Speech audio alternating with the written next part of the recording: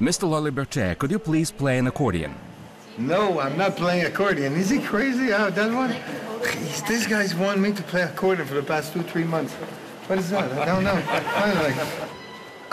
You have to find my accordion. But it's a beautiful one. Come on, Max. I'm tired. It's a Russian instrument. This is the spacecraft Soyuz TMA-16 crew. Cosmonauts are getting ready for the flight to the International Space Station. For the first time ever, there is a professional clown among the crew members, Guy La Liberté. Just missing a note here. At 14, he ran away from home. Then he was just roaming around the world for 11 years. At 25, he founded his own circus. Nowadays, he's the owner of a circus empire and a billionaire. Guy is the 7th Earthling who bought a trip to the orbit.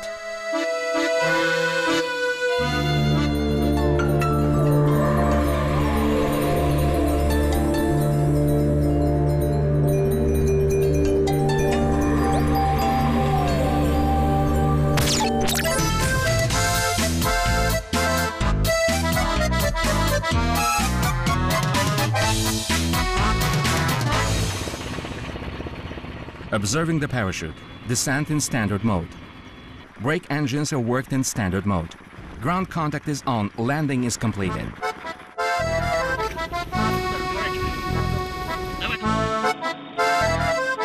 The first one to be pulled out of the spacecraft is traditionally the crew commander, later on the flight engineer, and only then the space tourist. Guy La Liberté steps onto the scene already wearing a clown nose. He seems to be taking a bow. Victory. The most challenging circus number of his whole lifetime is now over. Allez up in front of the camera.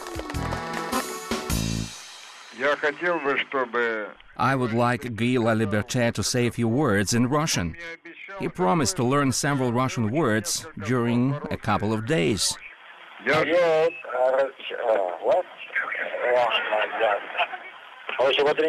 He'll be training to the limit.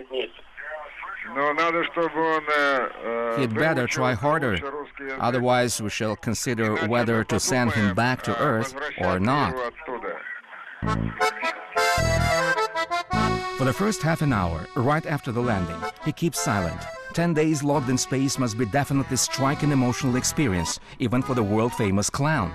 Now one needs to regain consciousness and realize that you are back on Earth, the weightlessness is finally over, and that body has required its normal weight.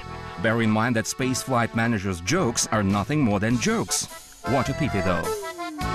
Several hours later, the first ever space clown would say, "I'm still soaring in clouds." And a little later he would admit, the most amazing sensation is the smell of fresh grass once the hatch was opened. Space was floating, now I have to take care of things. A burst of applause, mascara. The improvisation has paid off well. First and foremost, due to having been thoroughly planned in advance.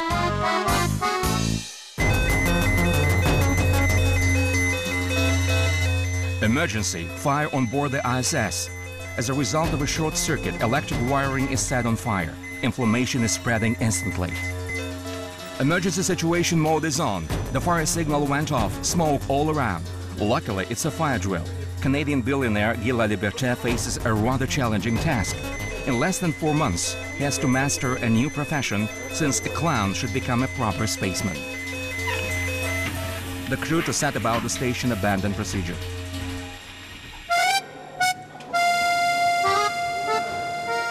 This walk with gas masks on may seem odd only to a random spectator. As a matter of fact, it's been absolutely strictly calculated. Walking from one particular training room to another precisely corresponds in its energy expenses to the efforts to be applied by cosmonauts for an immediate evacuation in the orbit. Reach the rescue module, put on the spacesuits, undock from the station and fly away. Back to Earth. Moreover, it's a supplementary endurance test. Working for 3 hours in this mode, cosmonauts usually lose up to 5 kilos. It's hard even for top professionals. Guy La Liberté has to feel double pressure due to the fact that it's his first joint training with the crew. Furthermore, flight engineer Jeffrey Williams, an American astronaut, was initially against space tourism itself, and Guy is perfectly aware of that. NASA astronauts' discontent echoes an international scandal that happened to take place in the United States during the first space tourists' flight preparation.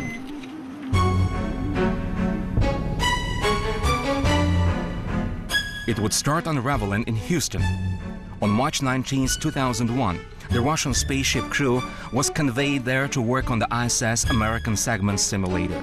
At the U.S. Mission Control Center, as well as an American court, filming is strictly prohibited. The reason why everything that took place then reached us by means of submitted drawings and witnesses' recollections exclusively.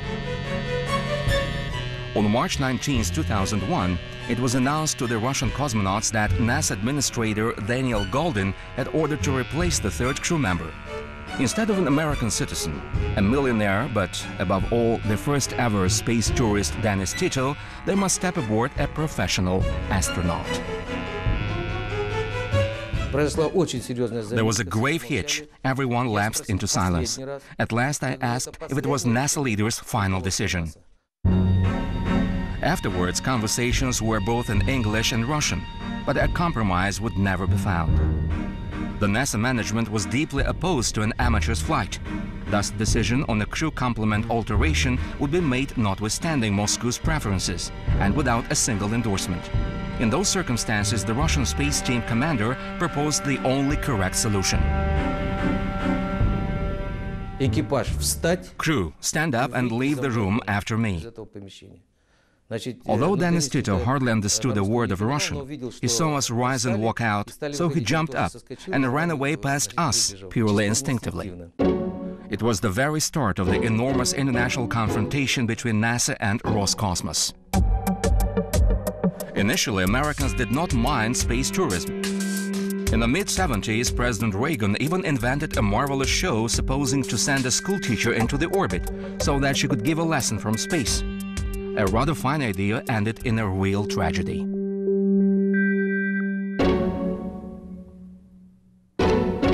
January 26, 1986 is a dark date in the U.S. space exploration chronicles.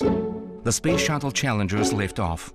6 astronauts and primary school teacher Krista McAuliffe aboard. For the first time in history, she was meant to give 2 lessons from the orbit addressing entire humankind. Krista's whole class would be present at the launch pad on that day to see their beloved teacher fly up into space.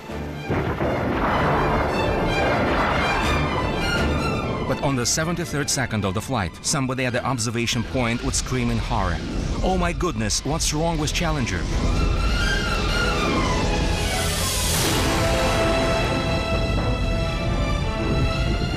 The space shuttle exploded and tumbled into several fragments. All the crew members died. After this accident, the U.S. Congress resolved not to let unqualified subjects participate in space flights due to the high incidence of risk and the wide public implications arising in such cases.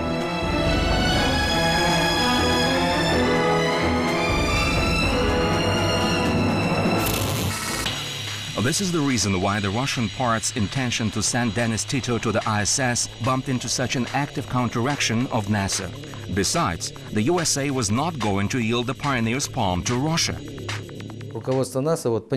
The NASA management was conscious that they are missing another chance to be the first. So they did everything what it took to prevent our spaceflight.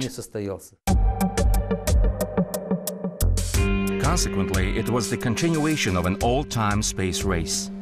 But in case of Dennis Tito, Americans could hardly complain about the Russians. The flight was supposed to be carried out by the Russian spacecraft Soyuz. Spaceship's crew was appointed in Russia. On the ISS, Russia is as an equal partner as the USA. Besides, space speaks Russian after all. Mr. La Liberté, could you please read this text? And what is it? A Russian song, I guess? Yes, that's the Russian space chanson. Земля, земля, а? Земля вини, wow, wow, illuminator, illuminator. Hein? Illuminatore. Welcome to the Russian cosmonauts group. Russian language seems to be the hardest subject in space tourist preparatory program. But Canadian billionaire Guy Laliberté is twice puzzled thereby. At 14, he abandoned school and later on never tackled any studies. C'est bon? Frankly, I find it difficult to write even in French, my native language. I'd rather swallow fire instead.